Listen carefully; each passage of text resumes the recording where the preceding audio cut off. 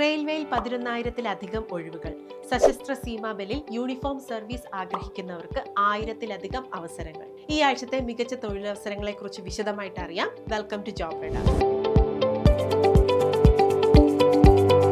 കേന്ദ്ര സർക്കാരിൽ ഒരു ഓഫീസർ ആകാൻ തയ്യാറെടുക്കുകയാണോ? ഇന്ത്യൻ റെയിൽവേയിൽ അസിസ്റ്റന്റ് ലോക്കോ പൈലറ്റ് തസ്തികകളിലേക്കായി 11,127 ഒഴിവുകളാണ് റിപ്പോർട്ട് ചെയ്തിരിക്കുന്നത്. അപേക്ഷിക്കാനുള്ള അവസാന തീയതി മെയ് 15.